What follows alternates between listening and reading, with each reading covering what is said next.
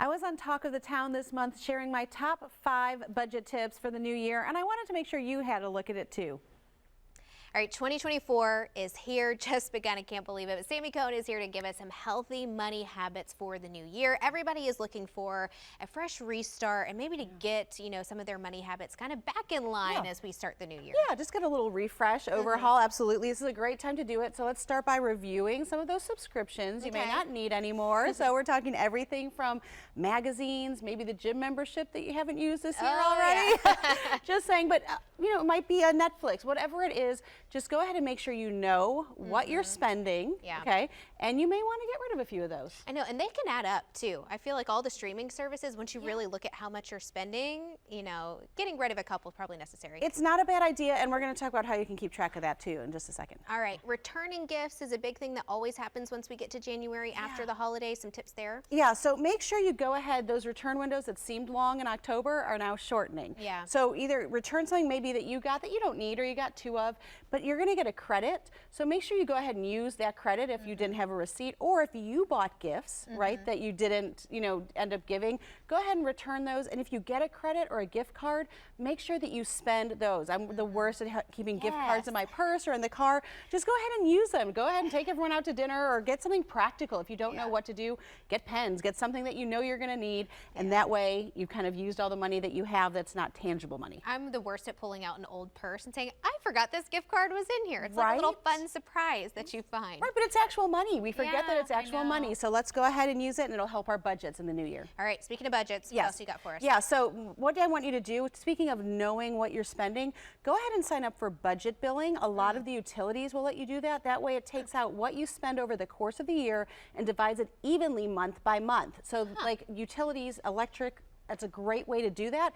If your utility company doesn't let you do that, go ahead and just take a look at what you've spent over the past 12 months, and you can do that for yourself. Interesting. So you can kind of go on your banking app, look and see what you're spending, and then put that in so you know kind of what each month is going to look like. Yeah, the banking app will do that. A lot of the credit cards will even give you like a little pie graph so you can see how much you've spent, and that way you know month by month, here's what I need to allot for. And if you go over, you need to cut back, vice versa. It can give you, it gives me anxiety to look and see what you're spending, but it's necessary. It's a good reality check. We all need it. Yeah. Yes, we definitely. My husband is watching saying, yes, that's why I'm here. Need it.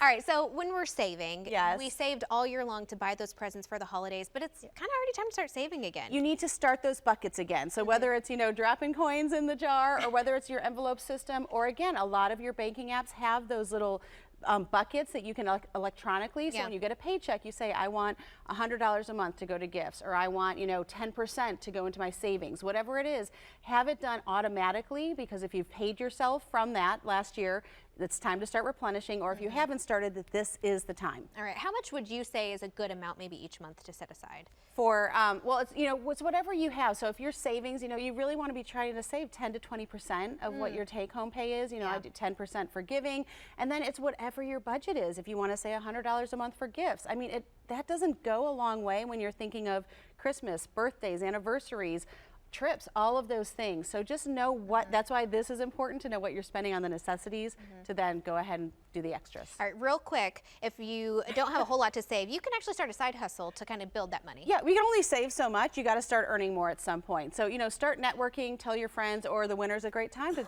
pick up a side hustle at home. Really great tips there. Thank you. I know that was a lot of information, and I've shared a lot of tips with you today. Don't feel like you have to do it all right now. Sit with it. Pray about it. Ask your family and those closest to you to reflect with you. You can't do everything, but you can do something. My prayer for you today is that you pick just one thing from today's show that stood out to you and act on it this week. It may not go perfectly, but when we get in the practice of stepping out in faith, that's when we get to witness change and miracles take place. Thank you for joining me today. I pray you have a great day. Make sure you make it great, and do not wait to tell someone you love how you feel about them. Bye, friends.